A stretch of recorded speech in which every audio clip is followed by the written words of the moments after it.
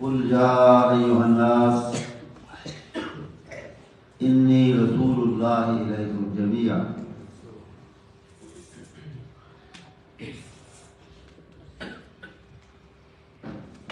محترم اور معزز علماء کرام، حاضرین محترم، جیسا کہ اس سے پہلے آپ نے آج کی تقریب میں علماء سے سنا اور ابھی عزیز مکرم سلمان اعظم صاحب نے بھی فرمایا، عقیدہ ختم نبوت اسلام کے بنیادی نظریات اور عقائد میں سے ہے، اور کوئی شخص اس پر ایمان اور اس کے اقرار کے بغیر مسلمان مومن کہلانے کا مستحق نہیں بنتا۔ اگر کوئی پہلے تمام رسولوں کو مانے، ان پر ایمان لائے، نبی اکرم صلی اللہ علیہ وسلم کو بھی اللہ کا رسول اور نبی مانے، لیکن یہ نہ مانے کہ آپ آخری نبی ہیں تو وہ مسلمان نہیں ہوتے۔ سب کو مانے، آپ کو بھی مانے، رسول ہیں، نبی ہیں، شان والے ہیں، عظمت والے ہیں، مقام والے ہیں، سب کچھ مانے، صرف ایک بات نہ مانے کہ آپ خاتم النبیین ہیں، اس بات کو نہ مانے، وہ مسلمان نہیں۔ باقی رسولوں پر ایمان کا حصہ نہیں ہے ان کی ختم رسالت ہے۔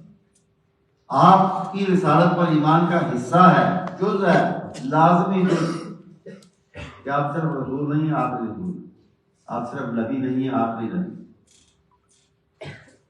اور آپ کے بعد کوئی نبی نہیں آنے والا۔ حضرت عیسیٰ علیہ السلام اپنے وقت پر آئیں گے، لیکن وہ ایک نبی کی حیثیت میں نہیں، امتی کی حیثیت میں آئیں گے، وہ بھی آپ کی امت میں سے ہوں، جیسا کہ موسیٰ علیہ السلام وہ بھی ایک شان والے عظیم القدر نبی ہیں، ان کے بارے میں آپ نے فرمایا کہ لو کان موسیٰ حیا لما وسعہ الا اتباعی، اگر وہ بھی آج زندہ ہوں تو انہیں بھی میرے پیچھے لگنا پڑے گا، میرا امتی بننا پڑے گا، مجھ کے نبی وہ بھی نہیں ہوں گے۔ یہ آپ کی ختم نبوت کی، ختم رسالت کی اہمیت ہے، اور ضرورت اس بات کی ہے کہ یہ سبق، جس طرح توحید کا سبق سب جانتے ہیں، سب مسلمان، لیکن مسلمانوں میں سے بعض ایسے بھی ہیں جو عملاً توحید کو نظر انداز کر دیتے ہیں، جو ان کو ملاوٹ کر دیتے ہیں، خامیاں لے آتے ہیں۔ اس لیے جس طرح توحید کے سبق کو سب کو یاد ہونے کے باوجود دہراتے رہنے کی ضرورت ہے، اسی طرح ختم نبوت کو سب لوگ جانتے ہیں یا جان بھی لیں تو پھر بھی اس کو دہرانے کی ضرورت ہے، کیونکہ اس کی اہمیت پڑی ہے، اس کو دہرانا چاہیے، دہراتے رہنا چاہیے، اور الحمدللہ یہ فریضہ انجام دیا ہے، انجام دیتی ہے مرکز جمعیت الحدیث اہل حدیث یوتھ کونسل کی ذاتی تنظیمیں، اور انشاءاللہ العزیز جب تک ہم زندہ ہیں، اور جب تک اس کے بعد جب تک ہم زندہ ہیں ہم اور ہمارے بعد انشاءاللہ ہمارے جانشین یہ سبق دہراتے رہیں گے، دہراتے رہیں گے، دہراتے رہیں گے، یہ بھی سبق کی اہمیت ہوگی انشاءاللہ العزیز۔ اور اس عقیدے کی اہمیت ہی وجہ تھی اس بات کی کہ اس کے لیے شروع سے قربانیاں دی گئی۔ ایک بڑی قربانی کا ذکر کیا ابھی رحمان صاحب، ابھی کی بات کی کہ جس طرح انہوں نے ایک ایک عضو کر کے، ایک ایک عضو کر زندہ انسان کا ایک ایک عضو کاٹا جائے، بات کرنی آسان ہے لیکن اسے ذرا سمجھنے کی کوشش کریں۔ نعرہ تکبیر، شان صحابہ، عظمت صحابہ، تاجدار ختم نبوت علامہ پروفیسر ساجد میر صاحب، ذرا سمجھنے کی کوشش کریں کہ کتنی اذیت ناک یہ قربانی ہے، کتنی اذیت ناک جماعت اور شان ہے، اور لیکن یہ ایک شادی کی بات نہیں ہے۔ مورخین یہ کہتے ہیں کہ مسلمہ کذاب کی جھوٹی نبوت کے خاتمے کے لیے جتنے صحابہ نے جانیں دی ہیں ان کی تعداد کو اگر دیکھا جائے تو نبی اکرم صلی اللہ علیہ وسلم کے پورے دور میں جتنے جہاد ہوئے ہیں، جتنے غزوات ہوئے ہیں، ان میں جتنے لوگ شہداء ہوئے اس سے کہیں زیادہ اس جنگ یمامہ میں جو جھوٹی نبوت مسلمان کی نبوت کے خاتمے کے لیے کی گئی، اس میں اس سے زیادہ لوگ شہید ہوئے، اور ان میں معمولی لوگ نہیں تھے۔ صحابہ ویسے بھی معمولی لوگ، انہوں نے کوئی ایک بھی صحابی اور معمولی میں تو تضاد ہے زمین و آسمان کا۔ صحابی تو معمولی بندہ ہوتا ہی نہیں، لیکن اس میں اس لحاظ سے غیر معمولی لوگ تھے کہ بہت سے حفاظ، بہت سے قراء، بہت سے قرآن پڑھنے والے، جاننے والے، سیکھے ہوئے اور یاد کیے ہوئے جن قرآن کے وہ لوگ شہید ہوئے۔ اور جس طرح حدیث میں جائز کی انہوں نے بات کی ہے، اسی طرح مجھے اس سے یاد آ رہا ہے براء بن مالک کی قربانی۔ یہ جھوٹا کذاب جو ہے مسلمہ جس کا نام تھا، نبی اکرم صلی اللہ علیہ وسلم سے بھی اس نے مطالبہ کیا تھا۔ اس نے کہا کہ میں آپ کو مان لیتا ہوں، آپ مجھے مان لیں، دونوں ایک دوسرے کو مان لیتے، دونوں نبی بنے رہے۔ اور بعد میں آپ مجھے جانشین بھی بنا، تو آپ نے فرمایا کہ جب اس کا قاصد یہ بات لے کر آیا تو آپ نے دو باتیں بتائی۔ ایک آپ نے فرمایا کہ تم قاصد بن کے اس کے پیغام بن کے قاصد بن کے آئے ہو، اور اصول یہ ہے پورے عرب میں، پوری دنیا میں پرانا اصول ہے کہ قاصد کی جان نہیں لی جاتی، اس کو قتل نہیں کیا جاتا، اس کی عزت کی جاتی ہے، کم از کم اس کا پیغام سنا جاتا ہے، اس کو برا پیغام بھی لے کر آئے تو اس کو قتل نہیں کیا جاتا، اس کو سزا نہیں دی جاتی۔ تو میں اس لیے میں تمہیں سزا تو نہیں دیتا، کوئی قتل تو نہیں کرتا، لیکن تم کہتے ہو نا کہ جی نبوت میں اور ملک میں مجھے وہ سے نہیں کروں، آپ کے پاس ایک ایسے معمولی سی نا لکڑی کی چھڑی سی پڑی ہوئی تھی، بے قیمت کی سطح بے مقصد اور پڑی ہوئی تھی ہاتھ سے، تو آپ نے کہا کہ ان الارض للہ یورثها من یشاء۔ پہلی بات تو یہ ہے کہ ملک اور نبوت اور جو بھی چیز دیتا ہے وہ اللہ دیتا ہے، تو میرے اختیار میں اگر ہو تو میں اس کو یہ معمولی لکڑی کی چھڑی بھی دینے کے لیے تیار نہیں ہوں۔ تم کہتے ہو کہ اپنا جانشین بناؤ، اپنے ساتھ نبی بناؤ، صاف انکار کر دیا۔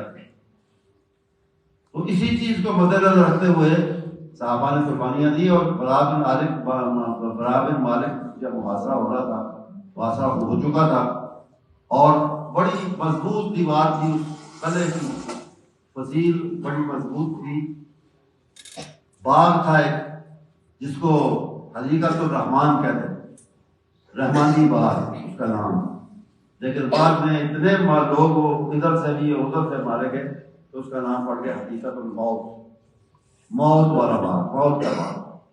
تو اس کو دیواریں دروازے بند کر کے وہ مضبوط فصیل کے پیچھے وہ موجود تھے ہزاروں کی تعداد میں، اور وہ سلمہ بھی ان میں تھا، تو کوئی بات بن نہیں رہی۔ تو براء بن مالک نے کیا کہا، اور یہ بات حافظ ابن کثیر کا نام آپ جانتے ہیں، زیادہ لوگ جانتے ہیں، علماء تو خیر جانتے ہی، وہ مشہور مفسر ہیں، ان کی تفسیر کا اردو ترجمہ بھی ہو چکا ہے، لوگ پڑھتے ہیں، لیکن وہ ایک بہت بڑے مورخ بھی تھے، اور انہوں نے تاریخ کی کتاب لکھی ہے البدایہ والنہایہ، اس میں یہ واقعہ ہے۔ تو وہ کہتے ہیں کہ انہوں نے کہا کہ جب محاصرہ طویل ہو گیا اور بات نہیں بن رہی تھی اور وہ اندر محبوب بیٹھے ہوئے تھے، تو براء بن مالک نے کہا کہ یا اخوان القونی فی الحدیقہ، مجھے اس باغ میں پھینک دو، اکیلے مجھ کو، ہزاروں لوگوں کے درمیان مجھے پھینک دو۔ تو کیا کرے گا؟ دیکھا میں دیکھو میں کیا کرتا ہوں، میں دروازہ کھولوں گا، مجھے پھینکو۔ تو انہوں نے ان کو تختوں پہ چڑھا کے کسی طریقے سے اٹھا کے، کئی لوگوں نے تو دیوار کے اوپر کر کے اندر بیٹھ گئے۔ اکیلا آدمی ہزاروں کے درمیان کود کے اندر جا رہا ہے یا اپنی جان دینے کے لیے، اور وجہ ختم نبوت کا دفاع، ختم نبوت کی حفاظت۔ یہ قیمت ہے ختم نبوت کی صحابہ کے نزدیک، صحابہ کا مقدس پاک ترین خون اس مسئلے کے لیے، اس کے دفاع کے لیے بہا ہے۔ اللہ تعالیٰ نے ان کی حفاظت کی، زخمی ہوئے، شدید زخمی ہوئے، لیکن وہ لڑتے پھرتے انہوں نے کسی نہ کسی طرح اندر سے دروازہ کھول دیا. اور اسی بات نے صحابہ کی، اہل اسلام کی فتح کو ممکن بنایا. اور پھر اندر جا کے اس کی تلاش ہوئی اس ظالم کی، اس جھوٹے کی. اور یہاں پھر وحشی، وہی وحشی جس نے سید الشہداء حضرت حمزہ رضی اللہ تعالیٰ عنہ کو شہید کیا تھا احد کے میدان میں، اس نے معافی تو اسے رسول رحمت صلی اللہ علیہ وسلم نے فتح مکہ کے موقع پر دے دی تھی. وہ بابا کہ آپ نے سنا ہوگا، پڑھا ہوگا، دیکھا ہوگا کہ کس طرح وہ منہ چھپا کے آیا آپ کی مجلس میں اور اس نے کہا کہ جی اسلام لانے سے سارے گناہ معاف ہو جاتے ہیں. آپ نے ہاں سارے گناہ معاف ہو جاتے ہیں. آپ نے بہت بڑا گناہ کوئی وہ بھی اپنا وہ بھی معاف ہو جاتا ہے. اسلام لانے کی دیر ہے، اللہ تعالیٰ سے سارے گناہ معاف کر دیتا ہے. تو اس سے کیا، اگر کسی نے آپ کے چچا کو شہید کیا اس کا گناہ بھی، تو پھر آپ نے کہا تو وحشی ہو، اسے کپڑا ہٹایا منہ سے کہنا وحشی. تو آپ نے فرمایا کہ یہ گناہ بھی معاف ہو جائے گا اگر تم اسلام لاؤ. کتنی بڑی رحمت ہے آپ کی، کتنے بڑے حوصلے اور جگر کی بات ہے. لیکن ایک بات، بشری تقاضے سے بشر بھی تھے نا، تو نبی تو تھے ہی. تو آپ نے بولا ایک بات ہے، میری مجلس میں مسلمان ہو جاؤ، ہمارے گناہ معاف ہو جائیں گے، میری مجلس میں بھی آؤ. ایک مہربانی کرو نا، سائڈ پہ ہو کے بیٹھو، میرے سامنے نہ بیٹھو، مجھے اپنا چچا یاد ہے. تو وہی وحشی، اس نے سوچا کہ آج موقع ہے میں اپنے اس عظیم گناہ کی، اس جرم کی تلافی کروں. تو اس کا ایک ہتھیار تھا، خاص ہتھیار تھا جسے حربہ کہتے تھے، اور خنجر کی طرح تھا جسے وہ دور سے پھینکتا تھا. قریب آ کر دور سے پھینکتا تھا اور ایسے نشانے پہ مارتا تھا، ایسی جگہ پہ جا کے رکھتا تھا کہ وہ آدمی کو پار ہو جائے. تو اس نے اسی حربے سے اس کو قتل کیا، جہنم رسید کیا مسلمان کو. اور اس طرح اس نے ختم نبوت کی حفاظت اور دفاع میں اپنا فرض بھی ادا کیا. اور ایسے بہت سے صحابہ کی کہانی. تو اس لیے ہم اللہ کے فضل سے نبی اکرم صلی اللہ علیہ وسلم کے اور صحابہ کے جانشین اور وارث ہیں. اللہ کے فضل و کرم. وہ ہمارے شہید بھائی حضرت حبیب الرحمن جزانی رحمۃ اللہ علیہ اہل حدیث عقیدے کے بارے میں فرمایا کرتے تھے کہ جو صحابی دا عقیدہ وہی وہابی دا عقیدہ. تو وہ ان کے ہم جانشین الگ، اس لیے ہم پر یہ فرض عائد ہوتا ہے کہ ہم ختم نبوت کے اس علم کو اور سے اور بلند سے بلند تر کرنے کے لیے اپنی پوری کوشش اور پوری صحیح اور پوری جان لڑائیں، اور اس کے لیے جو بھی ہو سکتا ہے ہم کریں. اور اس پر جو حملے دائیں سے بائیں سے ادھر سے ادھر سے ہوتے ہیں ان کے دفاع کے لیے اپنا کردار ادا کریں. میں آپ حضرات کا اور منتظمین کا اور گجر کا اور ان کے ساتھی کا شکر گزار ہوں. آج کی اس محفل کے لیے اللہ تعالیٰ آپ کی رضا خیر رکھتا ہے.